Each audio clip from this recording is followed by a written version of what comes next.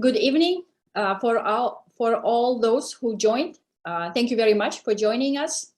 My name is Nargiza Ludgate, and I'm one of the leads of local capacity development cross-cutting team within the Feed the Future Innovation Lab for Livestock Systems at the University of Florida.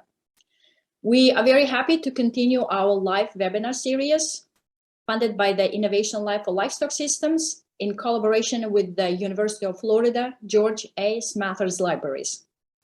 These series are focused on maximizing your research impact, that is helping increase your scholarly profile and visibility in the digital age. Today's webinar is dedicated to, to detecting and avoiding predatory journals. The speaker will tell us why it is important to avoid predatory journals, what tools or hints are available to detect predatory journals, as well as strategies to submit your work to trusted journals. Next slide, please. The Maximizing Your Research Impact webinar series are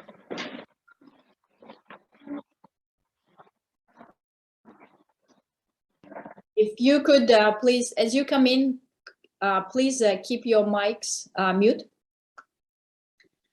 Okay, the Maximizing Your Research Impact webinar series are led by Dr. Terry Kit Selfe, who is the Translational Research and Impact Librarian at the University of Florida. Dr. Selfe is an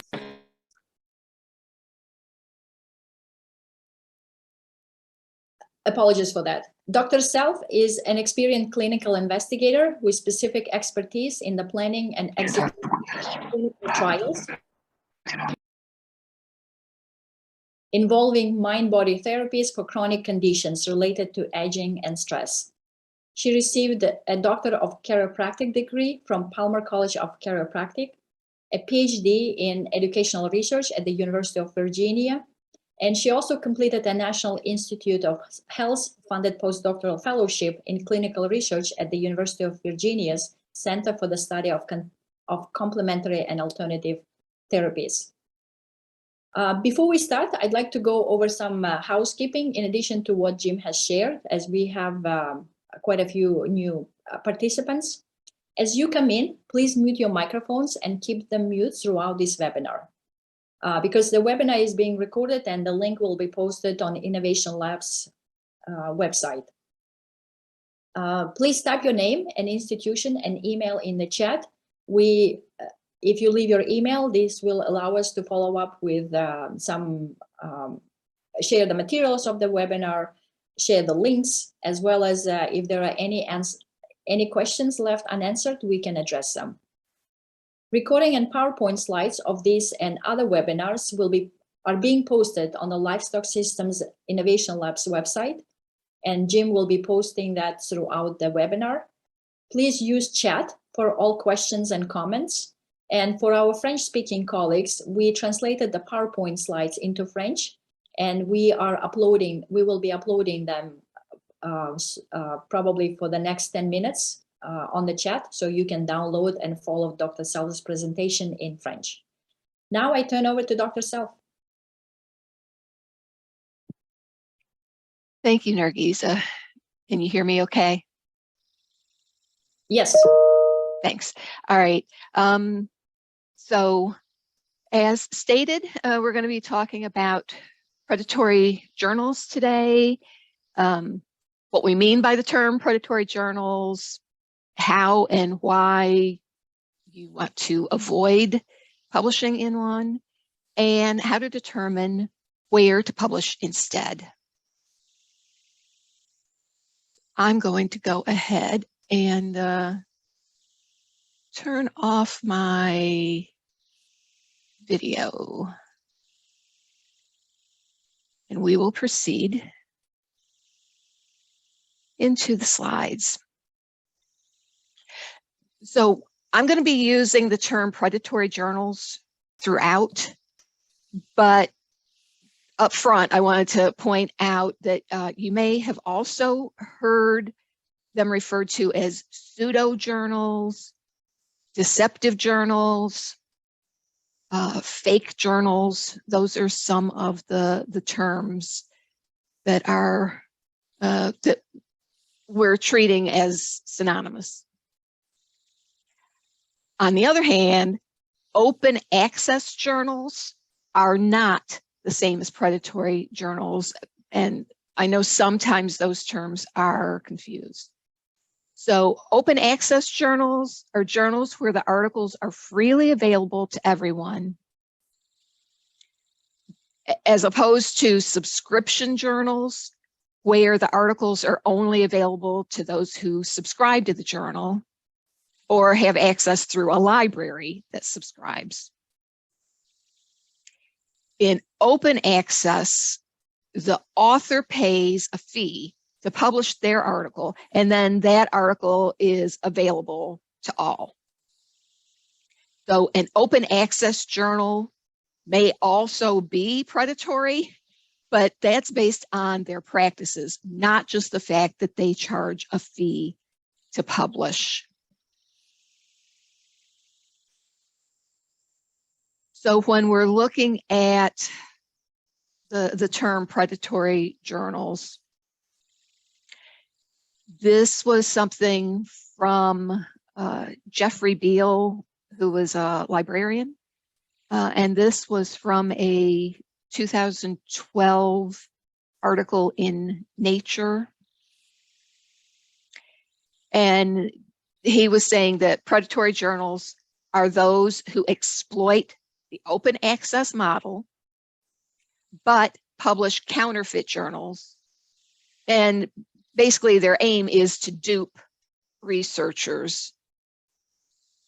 They make false claims. They're not transparent about disclosing their fees. So that kind of dishonesty, lack of transparency, those are the things that make them predatory, not the fact that they're publishing open access.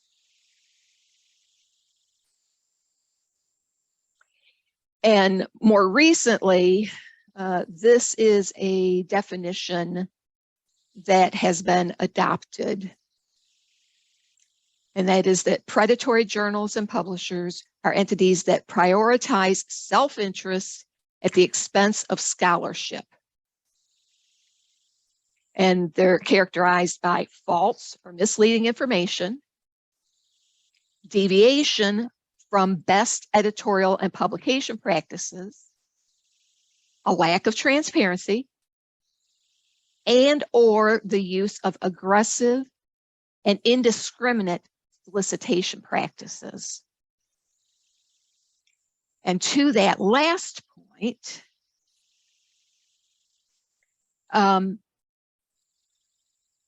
you will sometimes get emails such as this, soliciting manuscripts. So just out of curiosity, have any of you received these types of emails from a journal asking you to submit your manuscript? If you want to reply in the chat.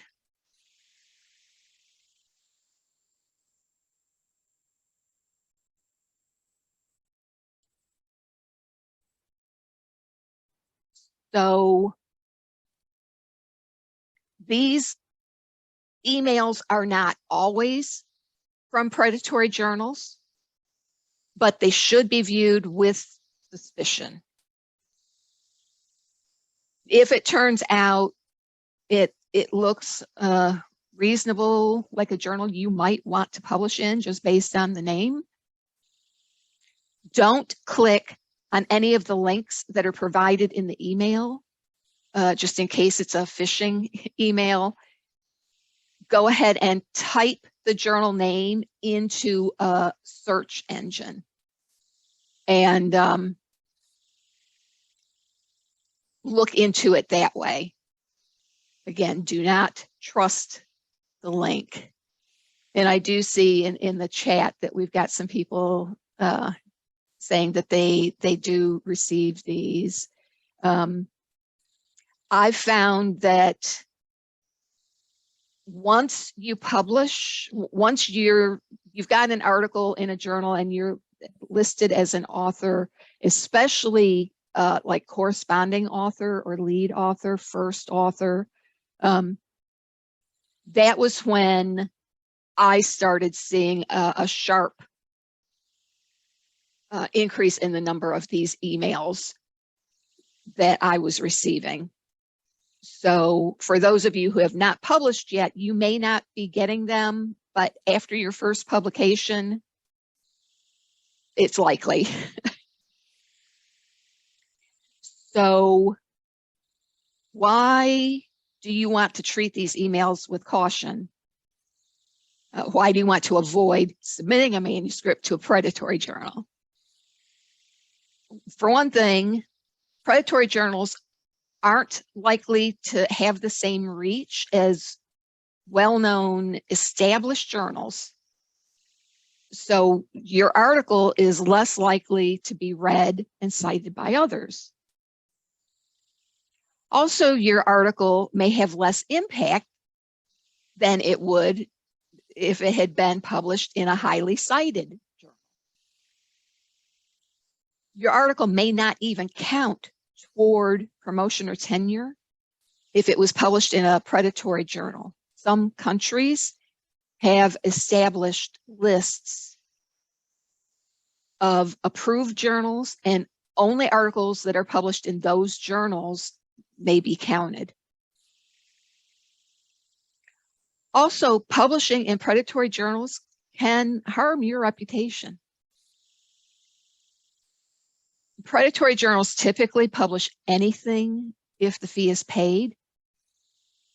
So your article may be published without undergoing proper peer review, and that peer review could have improved your article. The predatory journals also often lack proper editorial services and quality control, and that could have made your article appear more polished had that happened. So you could end up publishing lower quality articles than you would have had you chosen a different journal. And even if the quality of your publication doesn't suffer, anyone looking at your CV and seeing that you published in a predatory journal may wonder if you were duped by the journal, or if you intentionally published there because it was easy or because you couldn't get published in a reputable journal. So it's worth some time and effort on your part to avoid publishing in predatory journals. And a tool that you can use to help you identify trusted journals is Think, Check, Submit. They have a checklist of questions to ask when assessing a journal. And that checklist is available in multiple languages, as you can see on the screenshot here. They've got quite an extensive list. So you can go to that site and download the checklist in your preferred language. We're going to be looking at it in English. And just by way of example, I'm getting feedback. If somebody in IT, okay, it went away. Sorry. So just showing you that the Think, Check, Submit website is available in French.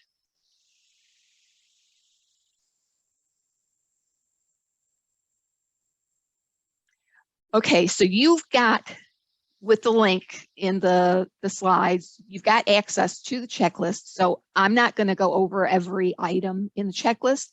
I just want to point out the general questions and give you some examples of how you would go about finding the answers. So the first is about whether you're familiar with the journal And they specifically ask about the ISSN, which is the International Standard Serial Number. So predatory journals will often mimic the titles of established journals by cross-checking the ISSN in the ISSN portal. You can avoid submitting your manuscript to the wrong journal.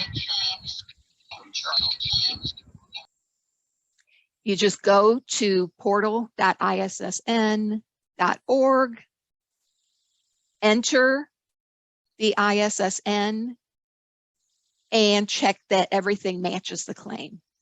In this example, I entered the ISSN in the search box, and we're searching Journal of Dairy Science, which comes up and shows the status is confirmed for that title. That's how you would go about fact checking the ISSN. Another area that Think Check Submit looks at is, can you easily identify the publisher? And looking at the journal website, you can see Elsevier, the publisher, is prominently displayed right up top. That won't always be the case. You may have to search in other areas of the page, but somewhere you should be able to see who's publishing that journal.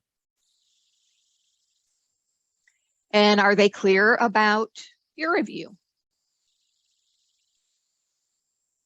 This one mentions peer review being under the responsibility of the association.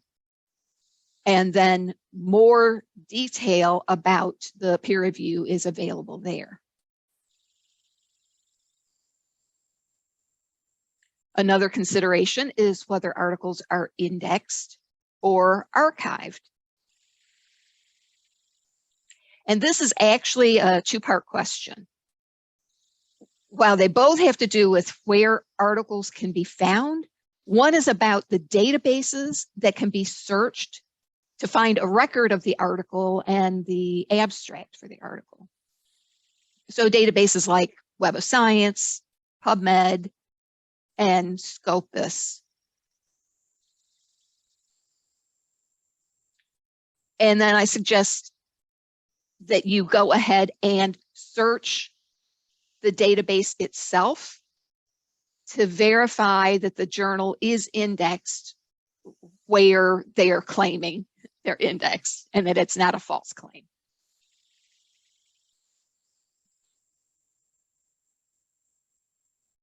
So the other part of that question is about where the actual text of the article is stored. And you can see in this example, the Journal of Dairy Science has their archive going all the way back to their first issue in 1917. So this is a fairly well-established journal. This type of archiving, though, can be risky for less established journals because you don't know what would happen to the contents if the journal were to cease publication in the future. Ideally, you'd like to see that the articles are archived in a third-party digital preservation service, such as Portico. And in that case, if something were to happen causing the journal to no longer be available from the publisher or through a successor, the articles would still be accessible through Portico. And this is another claim that can be fact-checked, in this case by checking Portico directly.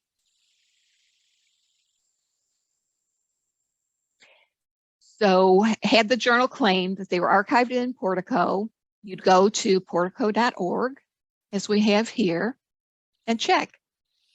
Now this example, Journal of Dairy Science hadn't mentioned Portico, but it turns out, I just used them as the example, I searched by title. You can also search by ISSN.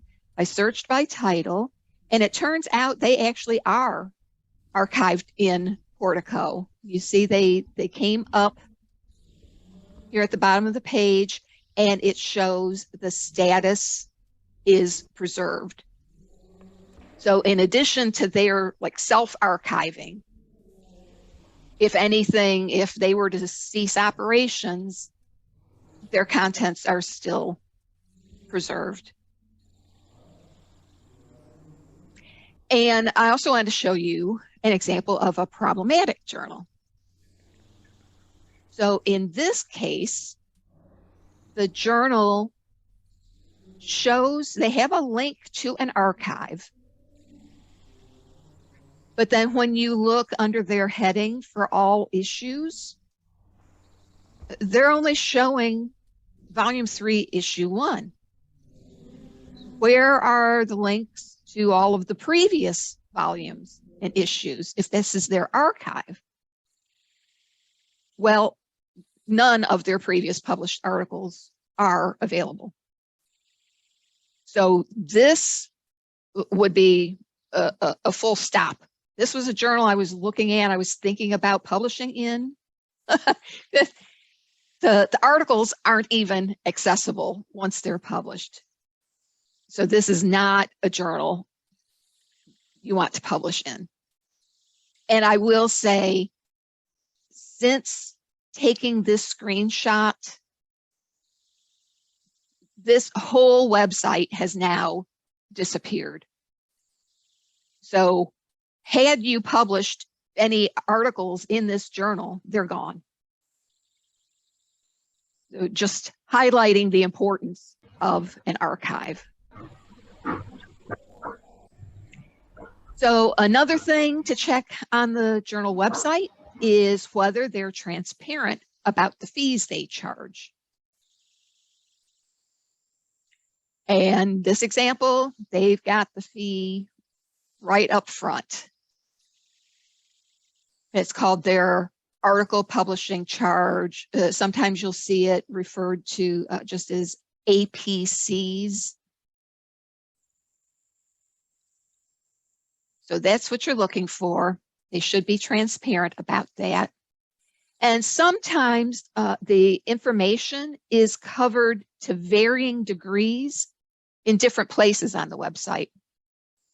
So the fine print from the previous page directed us to this additional information. And then this page also directs you to the FAQ page for even more in-depth information. So they should be transparent. Sometimes they're very upfront with it, which is preferred, but you may have to do a little looking to get the full story. Think, Check, Submit also asks about whether guidelines are provided for authors. And this example, they've got numerous instructions to authors that cover the guidelines.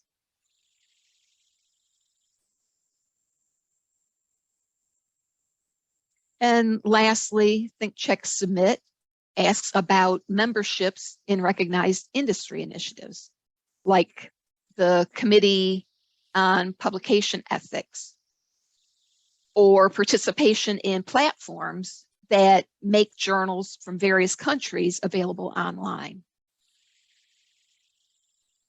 In our example,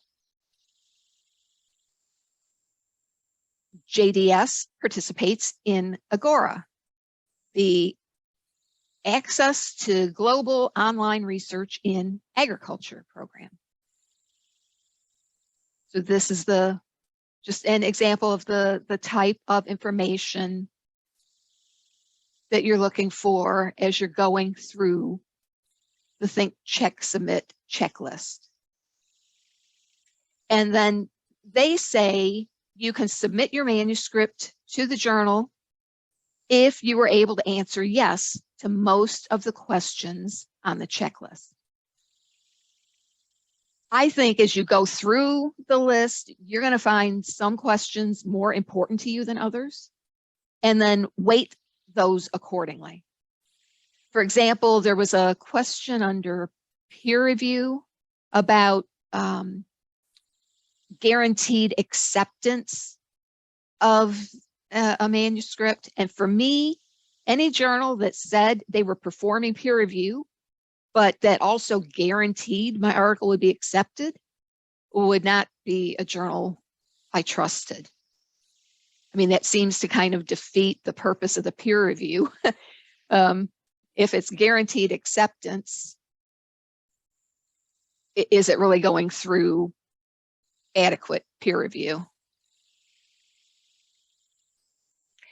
So one other point I want to make, in addition to checking all of the things that Think, Check, Submit talked about, if you're checking out a journal that you're unfamiliar with, check out any claims they make about impact factor. I have found that is sometimes problematic information that they provide. So, and we've talked about this in a previous session about journal citation reports. That's where if they're claiming a journal impact factor, like an official impact factor, like this one is, you can go to journal citation reports to verify that. And I had briefly introduced you to JCR as a tool that you could use to generate a list of journals that were sorted by their journal impact factor if you were trying to come up with an idea for journals that you might publish in. But that, to do that, you have to have a subscription to journal citation reports. If all you want to do is verify an impact factor that a journal is giving, you are able to do that through Web of Science without having a subscription to journal citation reports. You will need to create a free account, but once you do that, you create the free account and then you pull up the journal, you view the profile page, and it gives you information on the journal, including their journal impact factor, which in this case matches the claim that was made on the journal website. So I just wanted to point that out, that you don't have to have a subscription to JCR in order to verify claims.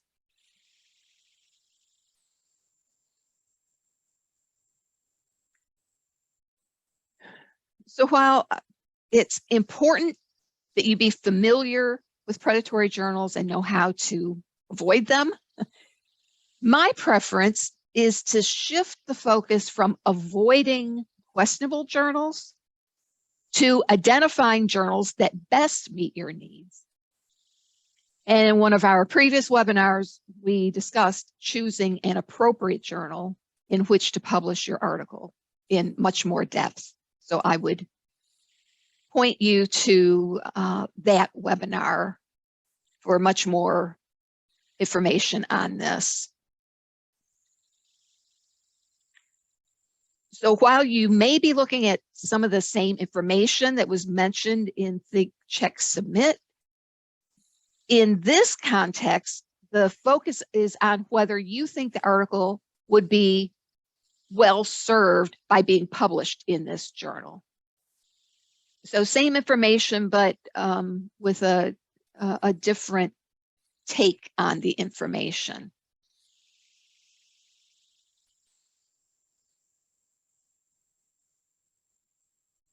And similarly, when you're looking into the indexing, like we just talked about, here the focus is more on whether the journal is in the databases that are used by your audience and the databases that you use for tracking your metrics, like the number of times your article was cited.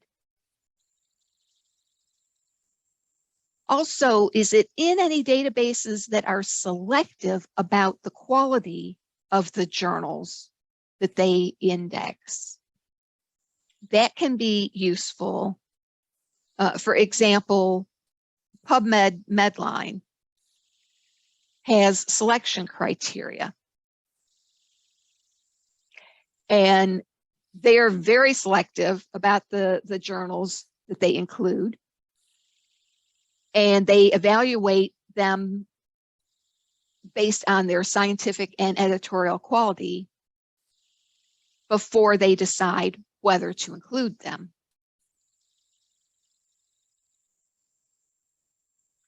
If the journal's indexed in Medline, you know it's been evaluated based on these 5 elements.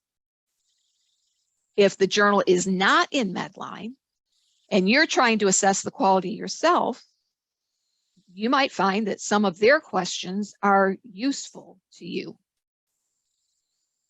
And I've provided the link where you can view some examples of the types of questions they consider for each element. I'm just going to give you the broad overview. We've already discussed journal scope and the need for ethical and transparent policies.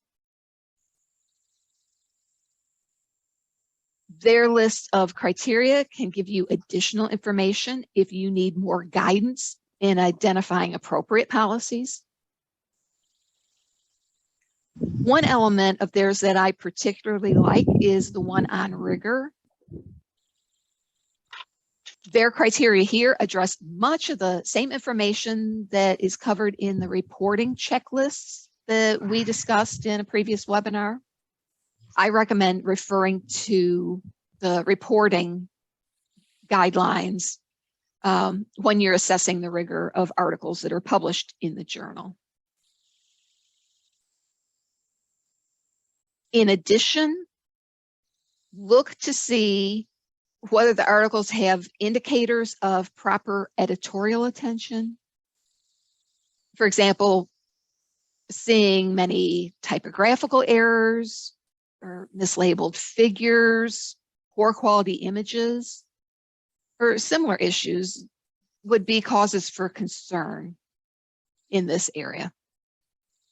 And finally, if impact is important to you, you might consider looking the journal up in journal citation reports to see how it ranks. And I want to end with an example of another type of solicitation email. So my default reaction to emails that are asking for manuscripts is to just delete them. I don't spend time trying to track down whether this is potentially a predatory journal. As I'm advising you to do, I take a more proactive approach to choosing where I want to publish. So I already have journals in mind. I don't need to be chasing down journals that are soliciting the manuscript. But when I get emails that are invitations to join an editorial board, those can be a bit trickier. It's not unusual for legitimate journals to email you with that type of a request. Unfortunately, it's more common for predatory journals to send you those types of emails.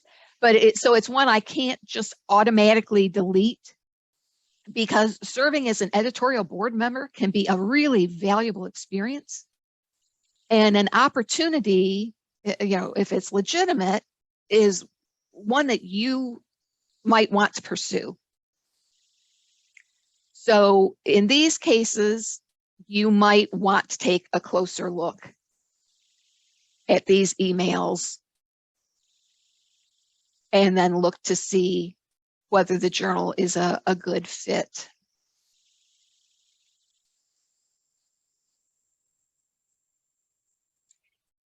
So if I were to do that, in addition to checking out the items we've discussed in the checklist, so like they give an ISSN here, you could check that out in ISSN portal. They say that they're archived in Portico. You could verify that by going to Portico. So in addition to those kinds of checklist items, when you're looking at possibly joining an editorial board, you want to actually read some of the articles that they published. So you could just go to the table of contents, look at the articles, read some, and get a sense of the quality of the articles that they publish. Is this a journal you would like to be affiliated with? Also, check out the editorial board members and see if they seem to have relevant expertise,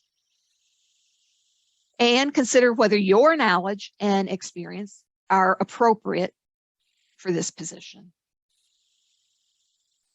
Now, I did not bother spending any time looking into this journal because even if everything had checked out, this is not an invitation I would accept. So this is the Journal of HIV for Clinical and Scientific Research. I have never published anything on HIV. I have no expertise in this area, and frankly, should never have been approached to be a member of their editorial board. And I'm pointing this out because this is one of the biggest red flags I commonly see with these types of emails. They often say they're contacting you to your eminence in the field, or based on some outstanding article of yours that they saw. But then the journal appears totally unrelated to your areas of expertise.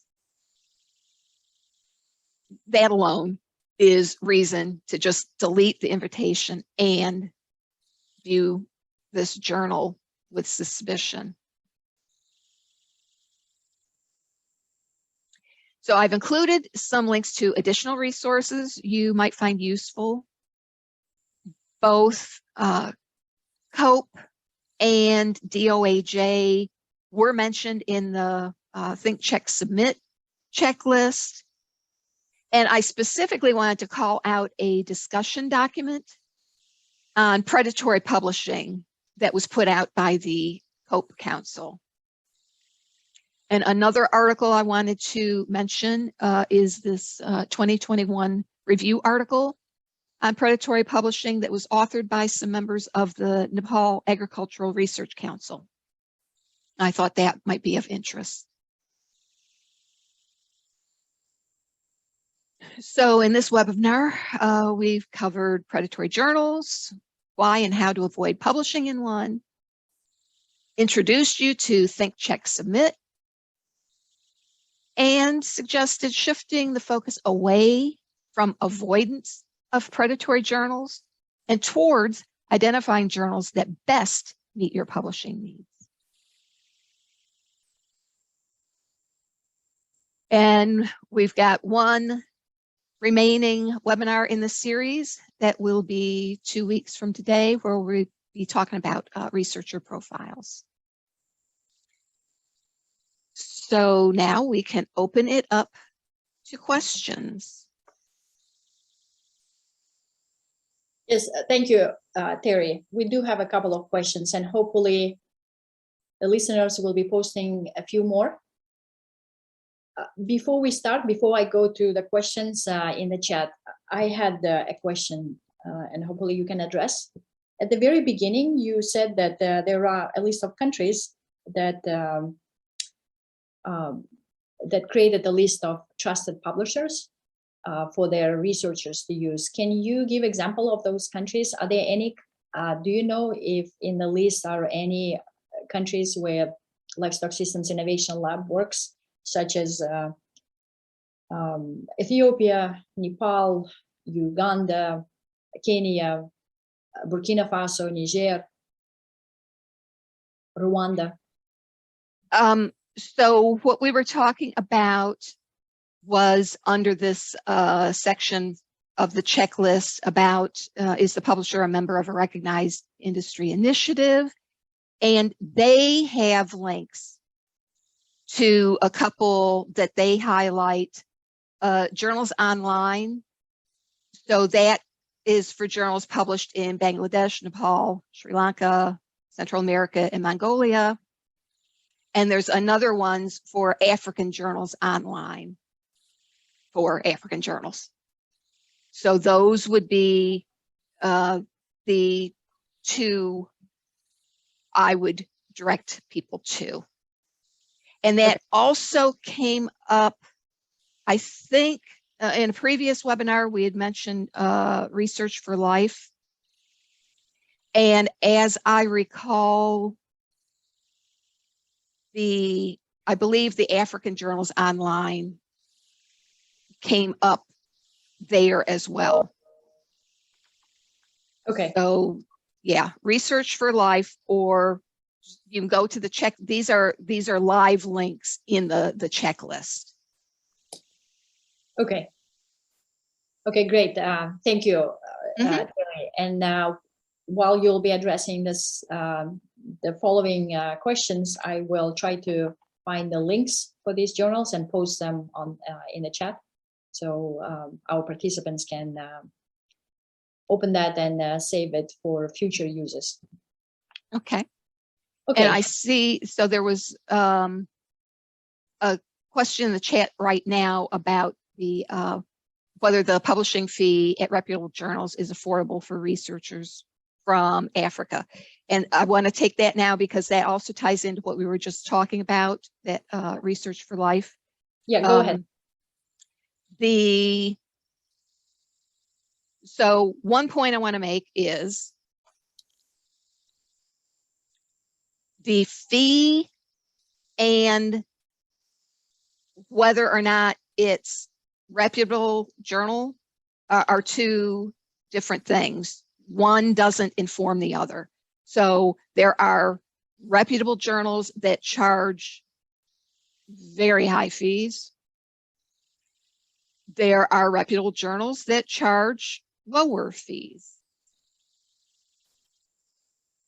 Similarly, there are predatory journals that charge very low fees, and there are predatory journals that may charge high fees. So you don't know, the fee doesn't tell you anything about whether it's reputable or not. And some of the, I'm in the US. I work at University of Florida.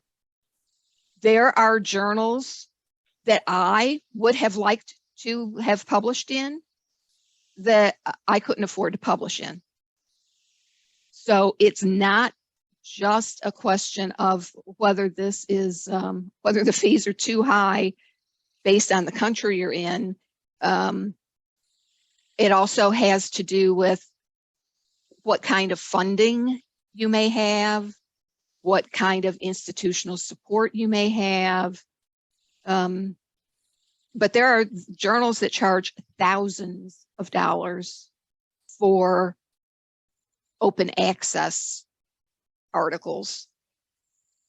In those cases, so what you sometimes need to do is, if it's a subscription-based journal, that there are hybrid journals that it's subscription-based, but you can pay extra money to make your particular article available open access. So generally, to publish in the print version, the subscription version, that doesn't cost you anything. So you could publish in that journal, but you might not be afford to make the article open access. So that's one way to get around that. The other thing that you can do is, as I recall from there are journals that offer waivers to authors from particular countries where they will waive the publication fee. And again, that was something that came up in one of the previous, I can't tell you which webinar, but that was something that came up previously. And so you can always look on the journal website whenever you're looking at, and let me see.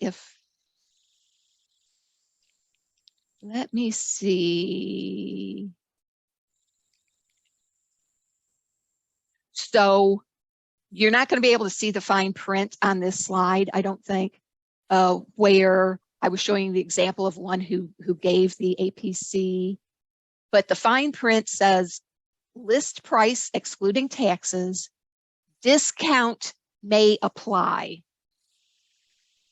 And then for further details, see open access details. So in that case, you would go and look to see what kind of discount may apply.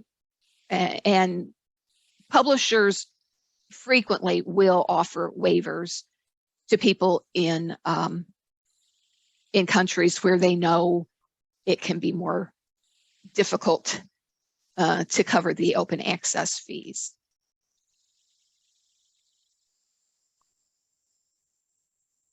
Okay, Terry, Yeah. we are getting a few more questions. So let me start from the very beginning. Okay. It's a question from Dr. Faisa, Ethiopia. And I will read it for you. Most publishers of predatory journals and physically located and supported by professionals of the developed countries, but they are manipulating scientists of developing countries, which are mostly victims, such as unethical act in the scientific world. So why developed countries host such smugglers and fail to contain them? It's a bit of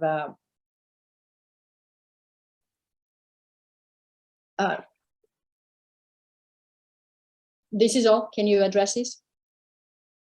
Yeah, I do not have an answer for that.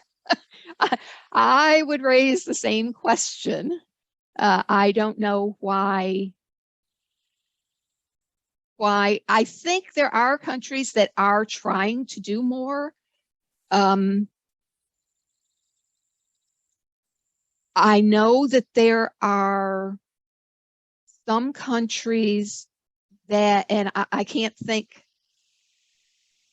off the top of my head, I can't think of which countries. I'm thinking Pakistan and Turkey come to mind, but don't quote me on that.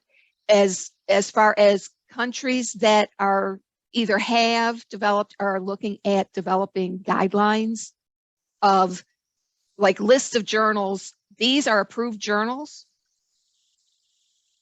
When you go up for promotion or tenure as an academic, we're only going to count articles that are published in these approved journals, so that faculty members, if they've published in predatory journals, those articles are not doing them any good at all.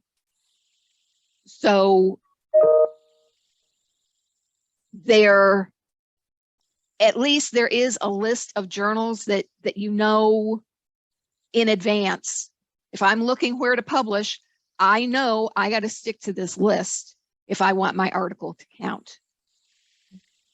So there are some countries approaching it that way, but as far as like a top-down government saying we're not going to put up with these predatory journals in our country anymore, you raise a very good point.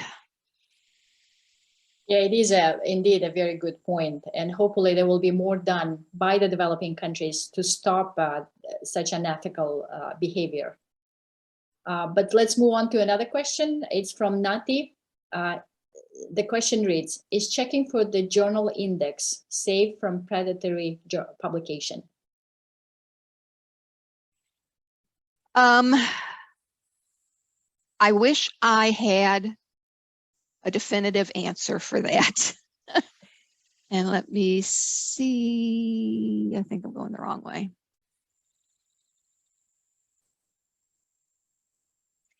So many of the databases that index and abstract articles have the criteria like I showed you for Medline. They have very clear criteria.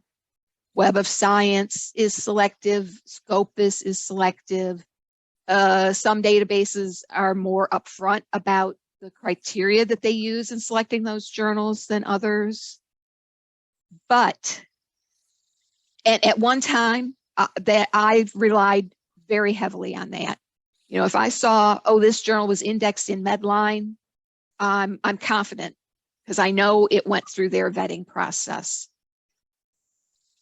But predatory journals are getting more sophisticated.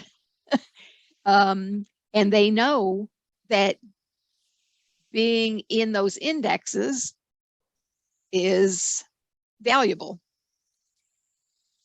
And they have found, some have found their way into some of those indexes that are performing like quality checks.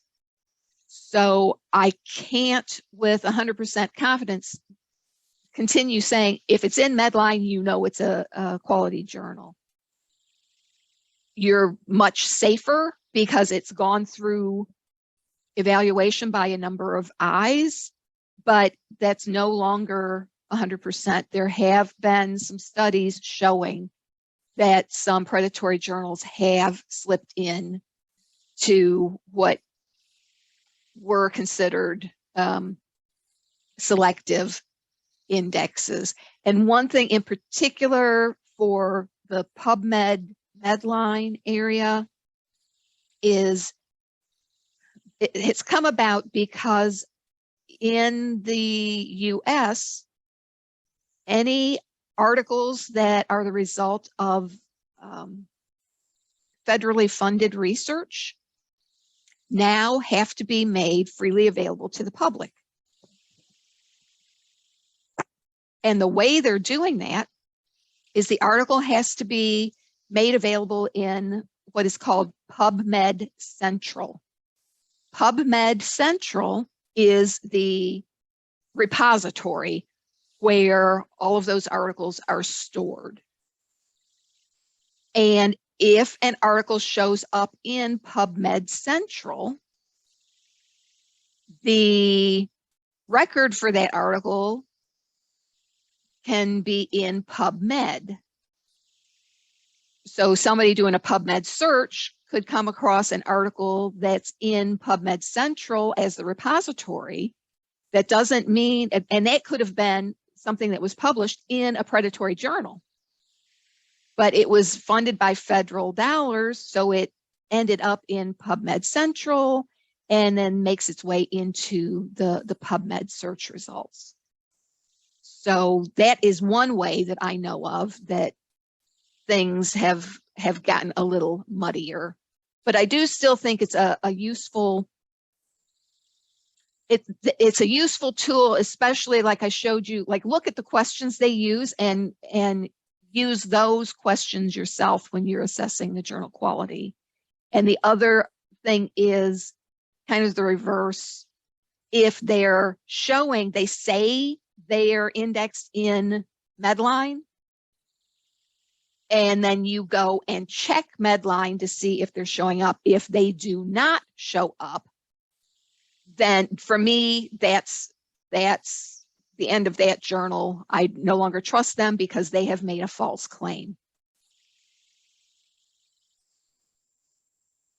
Okay, thank you, Terry. We have about four more minutes, and we are getting a few more questions. So the question from Fasil Negasi: how do our partners in Asia and in Africa can identify prestigious journals that do not ask publication fees? Well, the prestigious journals part, I would say, you can use the Think, Check, Submit checklist, the same questions. And as far as fees, one source I would recommend specifically for open access journals is use this, the directory of open access journals, which I gave a link to. DOAJ.org. If you look there, that's a listing of the peer-reviewed open access journals, and they will tell you whether or not the journal charges a fee. There are many open access journals listed there that are free to publish in. And DOAJ also goes through like a vetting process for the journals they include, like the indexes. It's not 100%. There have been some predatory journals that have crept into DOAJ in the past. I think since that was revealed, they went in and cleaned some things up, but I wouldn't take any of these as 100% guarantee that it's a reputable journal. I still think the Think, Check, Submit checklist is worth going through on your own. And read some of the articles. Get a sense for yourself of the quality of the articles that journal is publishing and whether you want to be alongside those articles.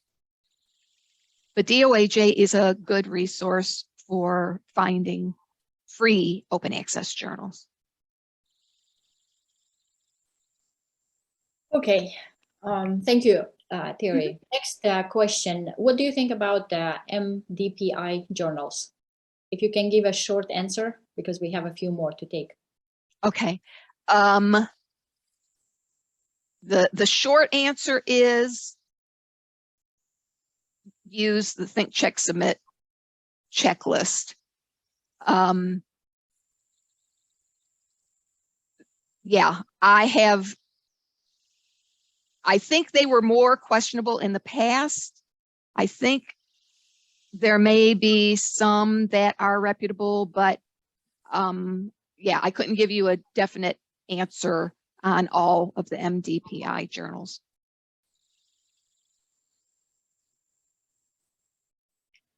Okay, next question is from Dr. Adunia from Ethiopia. And this is a critical evaluation of where the situation is with reputable journals that charge excessive fees. So his comment reads as follows: the fee charged by some reputable journals is very high and not affordable unless one has funding for publication from international funding sources. On the other hand, when one publishes in reputable journals that do not charge article processing fees, the chances of the paper of being accessed and cited is low, which gives low citation index for the authors as compared to open access articles. So there is no question, it's just a critical evaluation of the situation of publishing in reputable journals where you pay excessive fees that gives, and they do a lot of marketing, increases your citation by others, and then versus reputable journals where you don't pay, but its citation is low. So what would your advice would be with this regard? Yeah, I don't know that I have any useful advice. That's I totally agree with that statement. And it, you know, if the more accessible the article is to readers, the more likely it's going to be read, the more likely it's going to get cited. I do think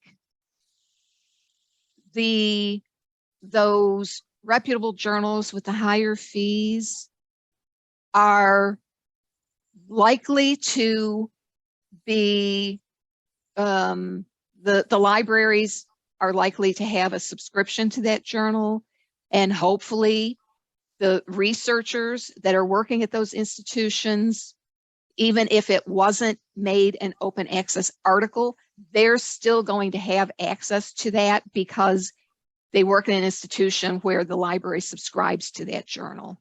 So, you know, hopefully that offsets it a bit, but yeah, it's a problem. Yeah, unfortunately,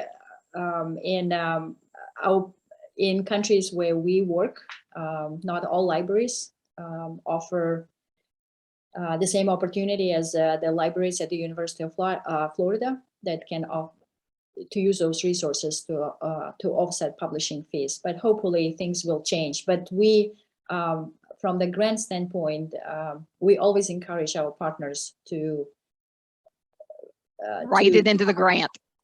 Write it into the grant. How Yep. many publications you are planning publishing within your team, by yourself, by your students, include those costs in your budgets. Those costs are allowable, and now we're seeing that more and more funding agencies are also emphasizing on that. Okay, and let me make one point about the getting the articles. Even if you're at an institution that doesn't have a subscription to the journal, there's an article you want to read. In case people aren't aware, you can, if you've got a library at your institution, they can do what's called interlibrary loan, where they can borrow the article from a library that does have it. Most of the libraries cooperate with each other and will honor those kinds of requests. So I just wanted to point that out. If there's an article you want to get, but you don't have a subscription to it, you might be able to get it from another library that does. Mm-hmm. Thank you. It's already 9:04, and we would like to wrap up this webinar. I wanted to thank Dr. Terry Kit Selfe for a very engaging topic. All listeners, thank you very much for joining us. We look forward to seeing you in future webinars. Please share the recording of the webinar with your colleagues and students. It will be available by Monday, and Jim will be posting all of this on Livestock Innovation Lab's website. We have the last webinar on June 24th, which will conclude this series, and it will be focused on tools for managing your researcher profile. Please come. It will be a mixed webinar where Terry will be presenting some content, and then there will be some hands-on activities, so you can follow what she does to increase your researcher profile using all the digital tools that are accessible for free. I thank Jim Harper, who is the communication manager at the Innovation Lab, and this is all. Bye for now. Thank you. Thanks.